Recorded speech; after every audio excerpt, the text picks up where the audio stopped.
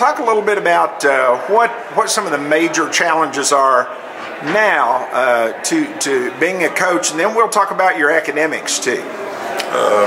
Really, it's just time.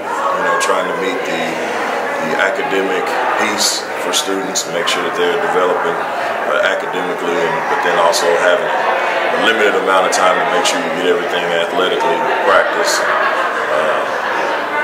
recruiting and off-season workouts to get them prepared for the upcoming season. So it doesn't really end. The time and then the resources, of course, just making sure that a lot of inner city schools are underfunded. So you have to be creative in what you do and how you do it to maximize the return, I guess you could say, during the season. So it's really just trying to be a juggler and juggling the things that all things have to be done, but how much time you use to get those things done, and then try to make sure that you have great help, which I've been blessed with to have be alongside great coaches and great teachers and great administrators.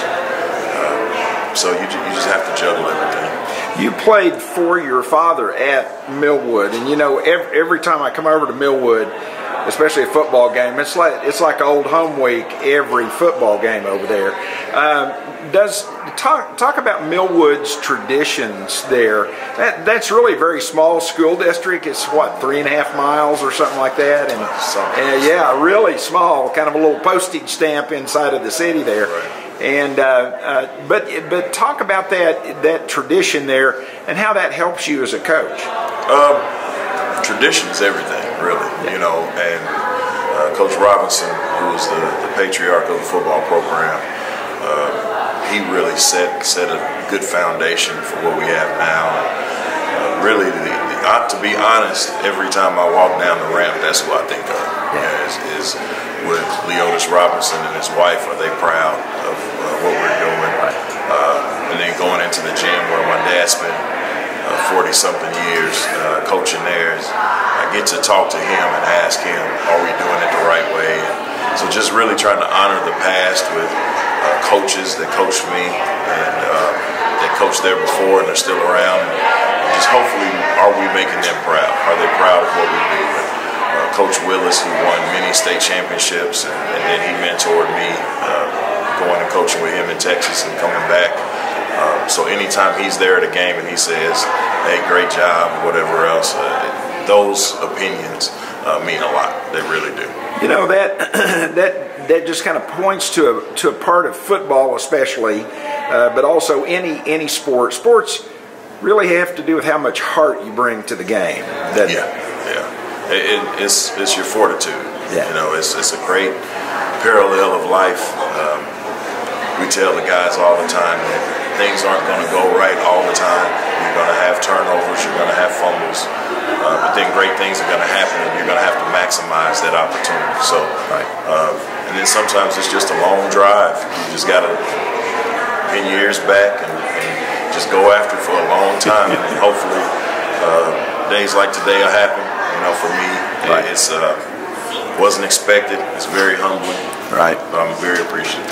So you are also a math teacher, is that right? Yeah. Talk a little bit about your math teaching. What are some of the big challenges to teaching math in this day and time now? Technology. Now it's I'm more comfortable. The more years that you do it, you get a little bit more comfortable. Right. With technology, it becomes a lot of easy ways for students to get around learning information. You can Google almost anything and just pop an answer back. But trying to really get them to understand that the reward is in the grind. The reward is in learning it the hard way and going through the ups and the downs. Delayed gratification is what it is. And they just don't have that, this generation. It's cell phone, I need information, I get it right now. Where math is right or it's wrong, and your gratification comes at the end of a process. It's not how fast can I do this. And I think that speaks for itself also. Nobody wants to live in a house that has 87-degree walls, but people kind of take for granted the details and the attention to detail. So you have to really pay a lot of attention to detail. So this generation we have to get them back to that, to where they value the details. Good. Thank you very much. Coach Franklin, congratulations. This is Brett Dickerson, Oklahoma City Free Press, freepressokc.com.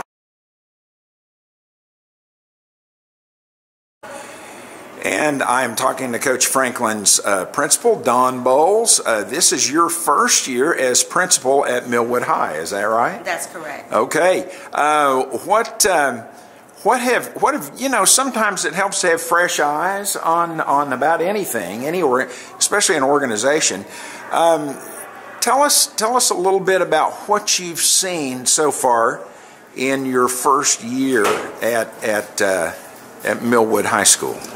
What I've seen thus far in my first year at Millwood High School is a great group of teachers and a great group of students who are becoming inspired to promote and to latch on to educational excellence.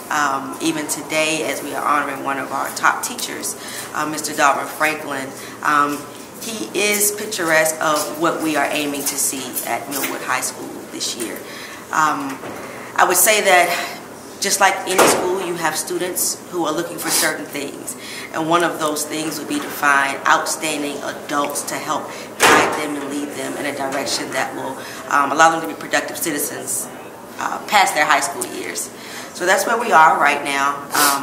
If you'd like me to speak on Mr. Franklin, one of the things that I admire about him and look for in teachers is for a teacher to be a teacher of integrity, and Mr. Franklin is a man of integrity, which I believe guides his professionalism and his excellence in the classroom, on the football field, and as a family man, because his family is first.